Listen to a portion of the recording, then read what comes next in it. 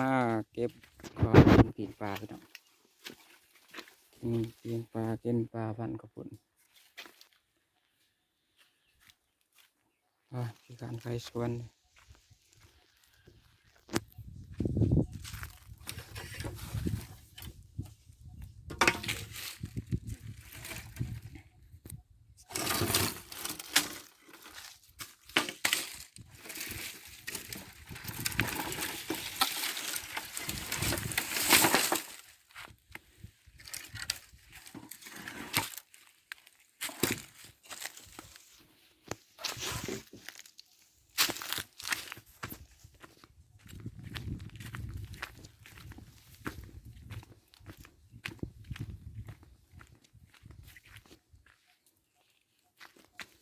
เอาสิไข่เติมกัน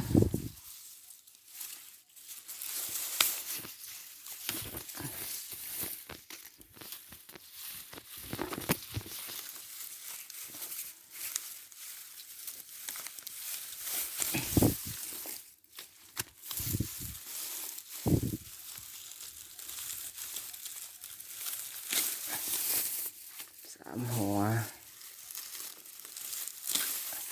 4 หัว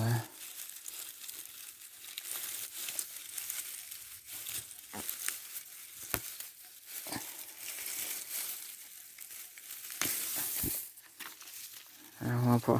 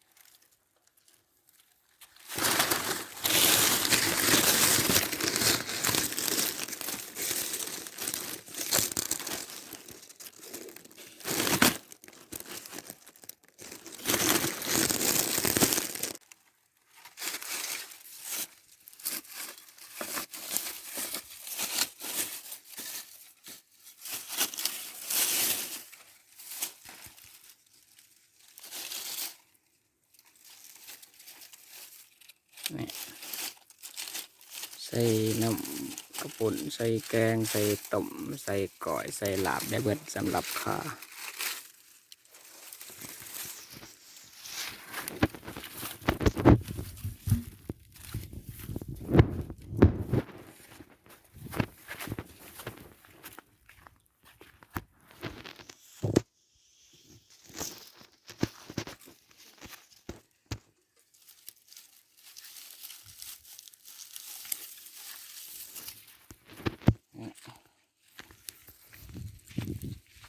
กับการวันนี้พี่น้อง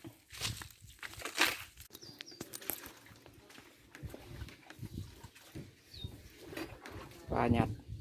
ใส่ไก่กินว่าปลาหยัดมันสิไก่กินว่าสิไก่มันตายมันสิไก่ขอท้องมันตายปลาจุนสั่งให้ไหว